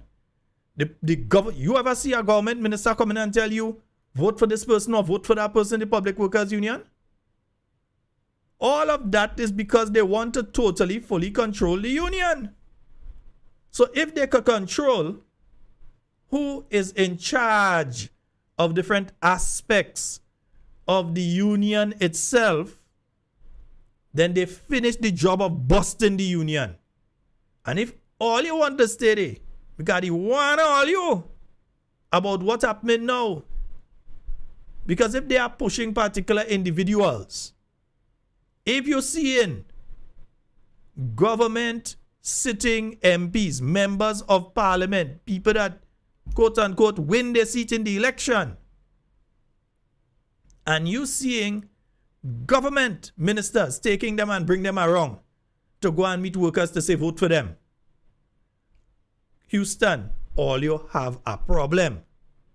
I ain't telling all you to vote for, but I'm telling all you what the outcome, if all you go a certain direction, what the outcome will be. It's not in my place to tell all you to vote for. I would be out of place to tell all you that. And I would not do it. Yeah? I would not do it. But I'm telling all you, when you see government ministers and NDC activists walking around with people, bringing them and telling you vote for them, check all yourself. They're not looking at all your interests. They're looking at their own interests because they want their own puppets in place so they can pull the strings. So when you, in your workplace, have a condition that is not suitable and amenable to work, when you can't work there, and you try to get your union to take care of it, they ain't going and think nothing, because why? They're in the pocket of the government. That is who put them in that position. That is who walk with them. Check all yourself. That's all I have to say on that one. 440-7377-34. You know what? Let me play something for you. Let me play something here for you, man. Yeah, a little blast from the past. Let me play something here for you. Where's she there? I want to hear a lady talk here. I want to, where's the audio gone? I think I hit the wrong one, man. Yeah, that is my fault. I want to hear a lady talk here, man. Let me hear that lady talk. Residents, $220,800. Increased from last year and to be increased. Okay, let me take that from the beginning. Right, yeah, let me go back again. Which means the Governor General's residence, $220,800. Increased from last year and to be increased next year based on the estimates. The Governor General's residence. Now, Mr. Deputy President, the Governor General has been renting, according to my information research, since 2004. The Governor General has been renting. So it means then that government is paying somebody, some entity, to house the Governor General.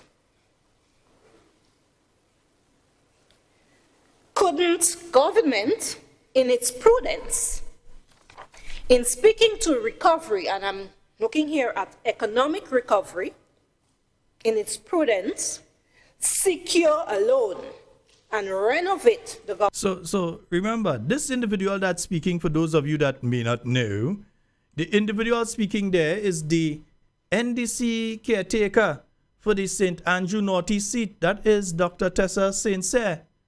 When she was in Parliament for that brief period as a senator, speaking on the budget of, I think that would be budget 2021, that she was speaking in relation to. And she was saying that it was wrong to be spending this kind of money on the Governor General because they're renting since 2004. Remember, the Governor General is the King's representative, used to be the Queen's, but is now the King's representative. And I would think that before we take money, Grenadian taxpayer money, and pay for a facility for the King, that he would pay for his facility to house his person. And so, rather than the Grenadian taxpayer have to go through the process of building and that sort of thing, when we could build a house for a elderly person that needs a housing assistance, or a young person that needs a house and that sort of thing. That's how I see it. Yeah? That the King and them, they had to handle the business. Right? But anyway, she had a lot to say about that then. I wonder what she's saying about the fact that the Prime Minister spending over $200 and something thousand on a yearly basis in relation to renting a property when the Prime Minister's residence is fully available. Fully available. Every now and again you see it in High Bush, then they go and they cut it. And there's nothing in the budget of 2023, 2024, and I'm absolutely positive there's nothing in the budget for 2025 that says we're going to build a new Prime Minister's residence. These are the plans. That we have located a piece of land here. We're going to build a new Prime Minister residence. We don't want it there. We're putting it here. Or that we're going to refurbish the existing one and modernize it. So we're going to break down one there and build a new something.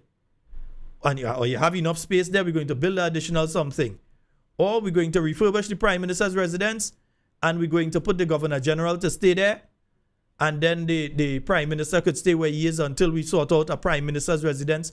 Something like that. But no, instead of just the Governor General, you're paying for the Governor General and you're also paying for the Prime Minister, which Grenadians ought not to have to do. So far, we are talking about over $500,000. Well, no, it should be going close to 0.7 million right now. Yeah, $0.7 million right now that have been paid thus far for rental for the Prime Minister. And there is an existing facility in Mount Royal. I wonder if Tessa telling them anything about that now. I wonder if she has anything to tell them at any level in relation to that. But anyway, Dr. Tessa, let me finish here what you were saying, girl. Yeah, let me finish here. The General's residence. And use the monies that we're now paying for rent on that mortgage. Again, Mr. Deputy President, it's not rocket science. Remember, it's not rocket science. Anytime all you see them, just tell them when it comes to the Prime Minister's residence, it is not rocket science. So it's not rocket science, Dr. Cynthia. Let me go. Again, Mr. Deputy President, it's not rocket science. A budget is basically revenue and expenditure. Growing up, I heard my mother saying it all the time. Balance, we need to balance your budget. You can't spend what you don't have unless you know that you're getting it from somewhere.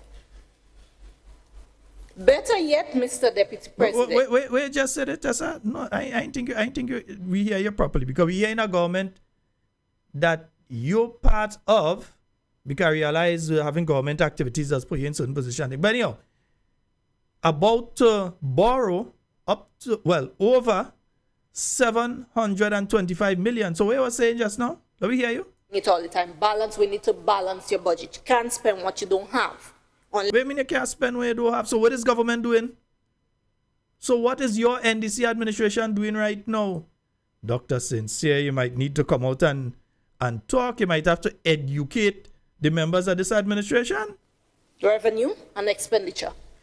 Growing up, I heard my mother saying it all the time. Balance, we need to balance your budget. You can't spend what you don't have unless you know that you're getting it from somewhere.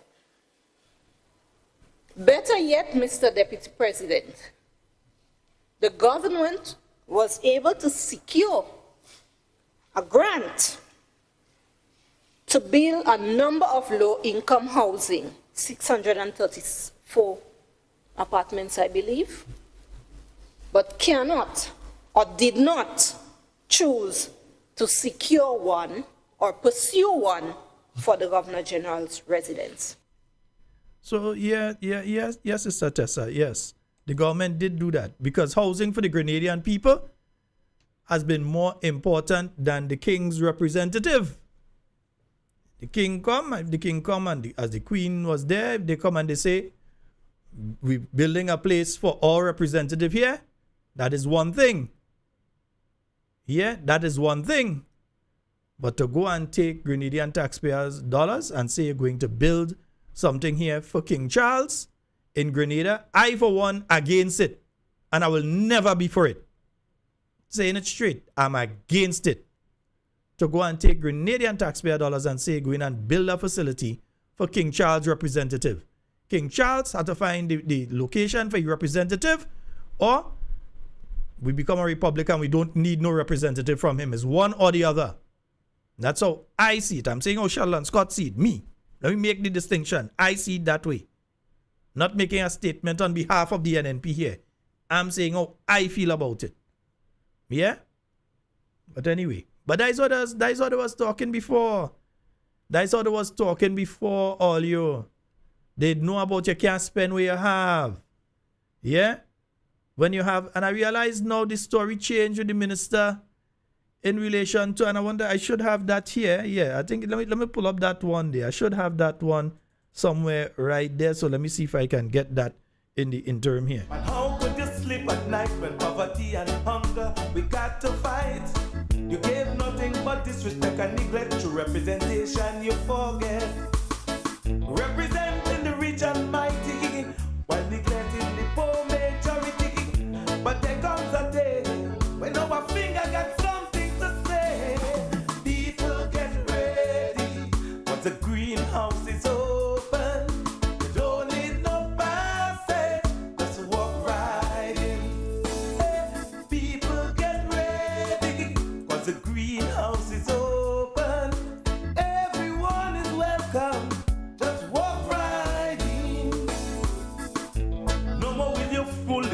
with propaganda, lies, and ramble.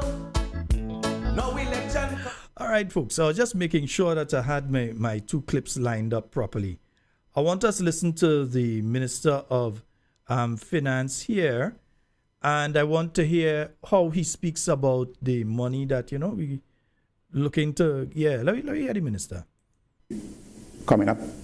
And so I would wait until that number is finalized before I announce it to the nation. I do not want to announce it today, because if I do that today, the Ministry of Finance might be still having to fine-tune that figure. But I know what ballpark figure we were looking at. We're looking at over $725 million for additional borrowings. Still having to fine-tune that figure. But I know what ballpark figure we were looking at. We're looking at over $725 million for additional borrowings. Been to fine-tune that figure. But I know what ballpark figure we were looking at. We're looking at over $725 million for additional borrowings. So, folks, I know me wrong. I know that we just heard the minister say very clearly that they're looking to get over $725 million. Over is different to under. If you say up to, it means you can go and you can borrow 50 million, 100 million. You could borrow 300 million, but you can only borrow up to 725 million. You can borrow 726. You could only borrow. The authorization would only give you the authority to borrow up to 725 million. So that's a clear statement that you are looking to borrow over that, because you said clearly over that. You didn't say that amount. You said over that amount. So let's hear him again. The Ministry of Finance might be still having to fine-tune that figure, but I know what ballpark figure we were looking at. We're looking at over $725 million in that figure. But I know what ballpark figure we were looking at. We're looking at over $725 million for additional borrowings figure. But I know what ballpark figure we were looking at. We're looking at over $725 million for additional borrowings. Right, so you're looking for over, not under, not up to. You're looking for over that amount of money. But then when I hear the minister last night, I realized this story kind of changed. I wonder if I have enough time to play this whole thing. How long is it? Yeah, let me play this one for you. Let me play this one for you here. Allows the government to borrow money if needs be to finance the capital budget. So, in other words, you can get the authorization. It doesn't necessarily mean that you go and borrow exactly the amounts that the Parliament approves for your borrowing for the finance of the capital budget. It's a facility that allows you to borrow if needs be. It doesn't necessarily mean that you basically will borrow that amount of money. But you can go and borrow up to that amount if needs be.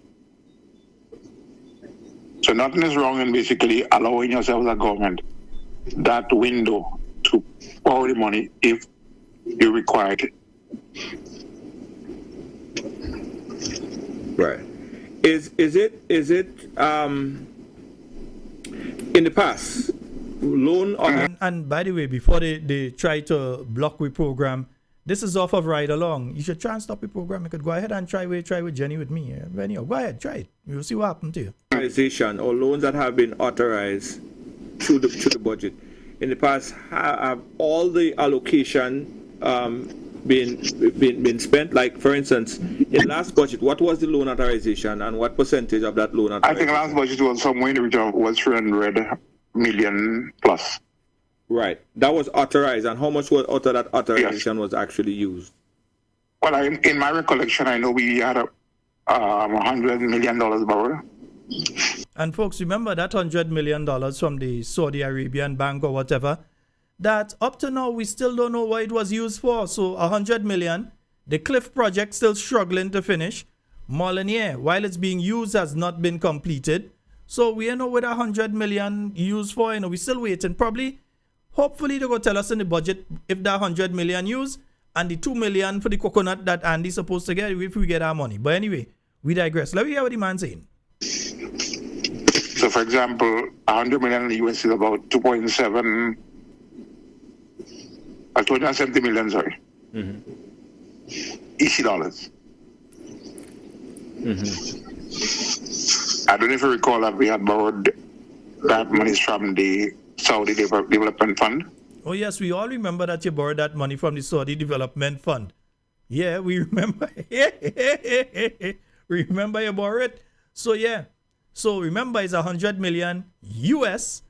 So, it's over 200 million. They had authorization to borrow 300 million.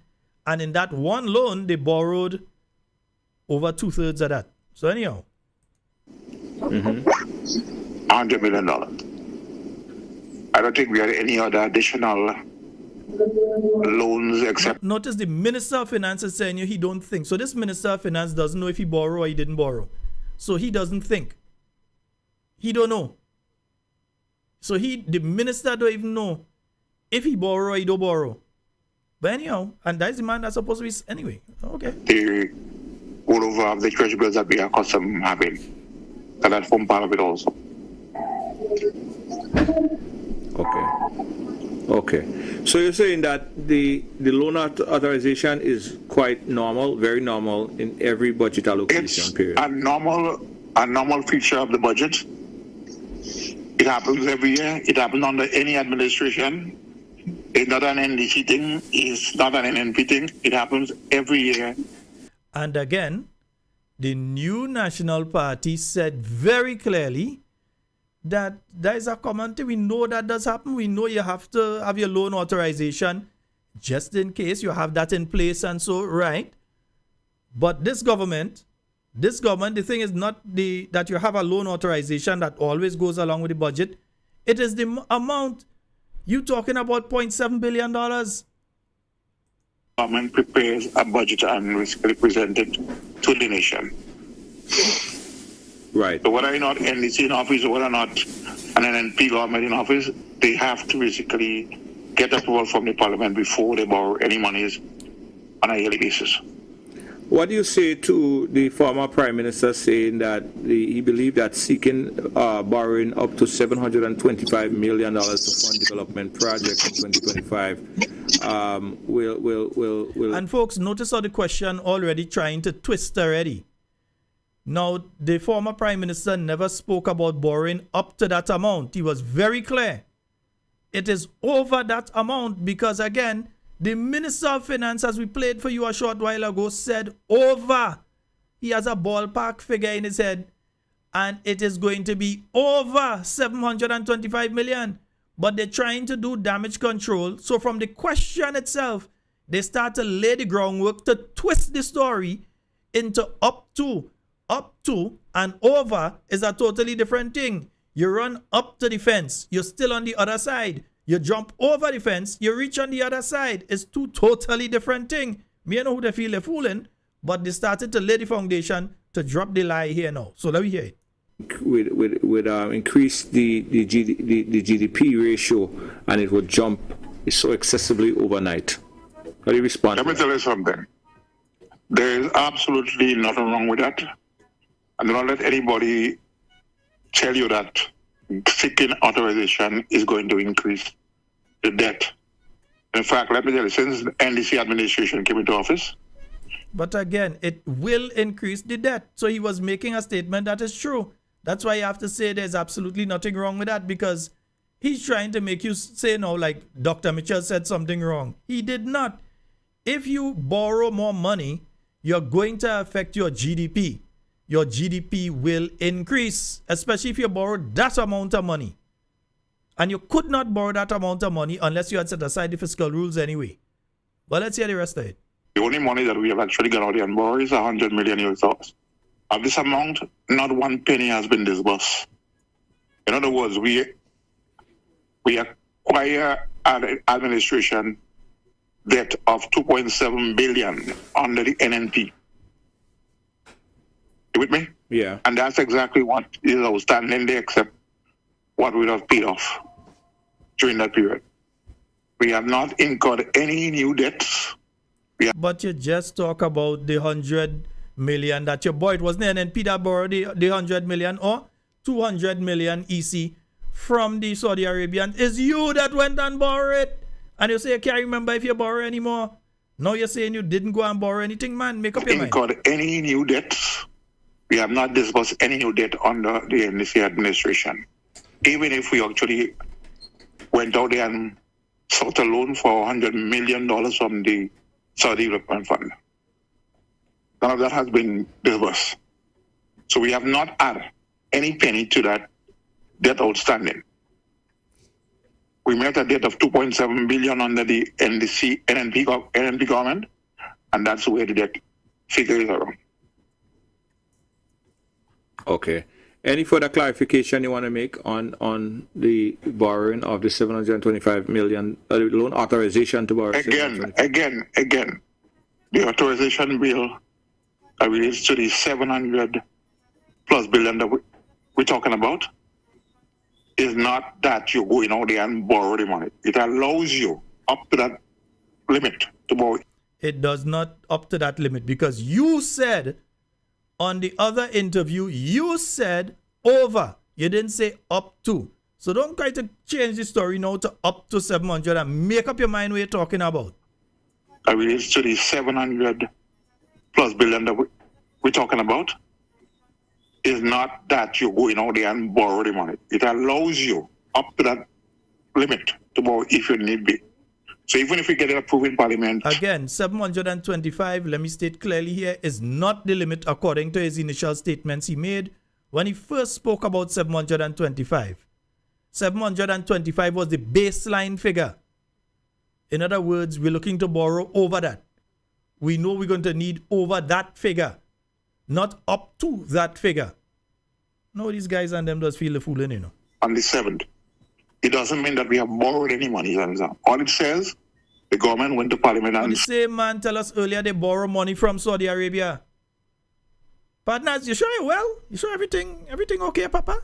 Everything good? Everything alright? Everything okay? Everything good with you? Take authorization to borrow up to the 700 million plus.